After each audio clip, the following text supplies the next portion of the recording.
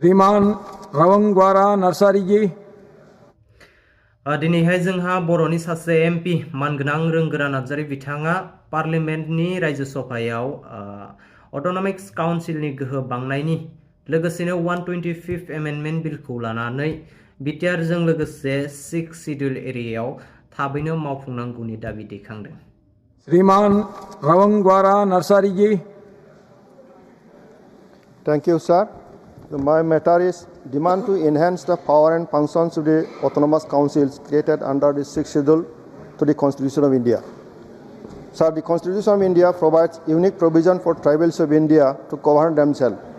Thanks to the primaries of the Constitution of India for giving space to 9% tribal communities of India, the Constitution provides self-rule autonomy under the provision of 6th schedule to the Constitution of India to protect and fulfill economic, educational, linguistic aspiration, preservation of land rights, socio-culture and ethnic identity, and to speed up the infrastructure development to keep pace at par with the other regions of the country, sir. The Government of India created 10 numbers of autonomous council under the provision of 6th schedule to the Constitution with the objectives of taking special care to uplift tribal peoples in the Northeast. Sir, the process of creating autonomous district council started from 1951, creating Karbi Anglong District Council and NCL's Autonomous District Council in 1952 in Assam. United Khasi Jointia Autonomous District Council was established in 1952. Later, Mara, Lai and Sagma Autonomous District Council was created in 1971 and 72 respectively in Mizoram. Sir, likewise, Tripura Tribal Area Autonomous District Council and the Bodoland Territorial Area District was created in 1985 and 2003 respectively. Sir, the Government of India initiated to review and reform the power and functions of the 6th Schedule Council after 68 years of journey, 1951 to 2019, and tabled the Constitution 120 Amendment Bill 2019 in Rajya Sabha to amend Article 280 among others. This progressive bill aims to augment the administrative and financial powers and functions of the 6th Schedule Council, but the bill is still pending in Rajya Sabha, sir.